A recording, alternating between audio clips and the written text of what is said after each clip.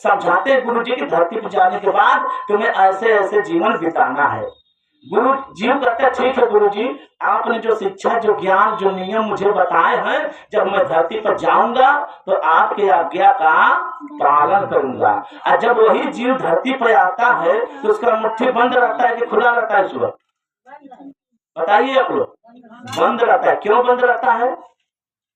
क्योंकि उसी मुट्ठी में गुरु जी की कही हुई वाणी लेकर के आता है, दया दान धर्म परोपकार और माता पिता का सेवा लेकर के आता है जीव।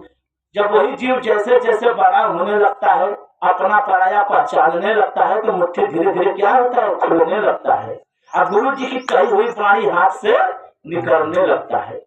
एक दिन वही बच्चा पूरा बड़ा हो जाता है। अब बड़ा होने के बाद वो क्या सोचने लगता है कि हमको पढ़ना है, लिखना है, नौकरी करना है, शादी करना है, ये करना है, वो करना है, यानी कि माया के जाल में फंस जाता है। अब गुरु जी की कही हुई वाणी को भूल जाता है। अब वो जीव गुरु जी के नाम को कब याद करेगा? बताइए आप लोग। जब उसको दुख पड़ेगा तब। जब मनुष्य को दुख पड़ता है तभी गुरु जी के आगे आंचल फैलाता है, हाथ फैलाता है। और जब तक मनुष्य सुखी रहे तो गुरु जी के दरबार के क्यों जाए चाहला नहीं। तो जे दुखी होकर पर गुरु जी की खाली याद करे तो दया मिली नहीं मिलेगा। तो दया मिलेगा किससे? जो गुरु जी के नाम को प्रतिदिन याद करता हो। प्रतिदिन, चाहे आप दुख में रहिए चाहे आप सुख में रहिए, गुरु जी के नाम को आप प्रतिदिन याद करिए।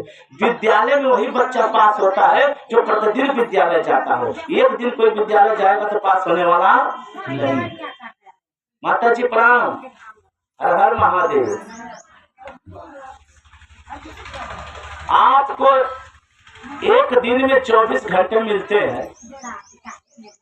आपको एक दिन में 24 घंटे मिलते हैं और 24 घंटे के अंदर आप कहीं भी रहिए, वन में, वन में, जंगल में, झाड़ में, पहाड़ में, जब आपका हृदय शांत हो जाए तब गुरु जी के नाम को याद कर लीजिए। कहा जाता है कि दुख में सुमिरन सब करे, सुख में करे ना फूल। यही मूल बात है कि दुख में दुनिया आंचल फैलाती है, सुख में कोई फैलाता है नहीं।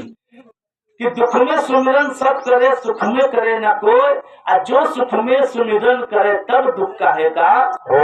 तो मनुष्य सुखी होते हुए अगर गुरु जी के नाम को याद करेगा तो क्या वो कभी दुखी होगा?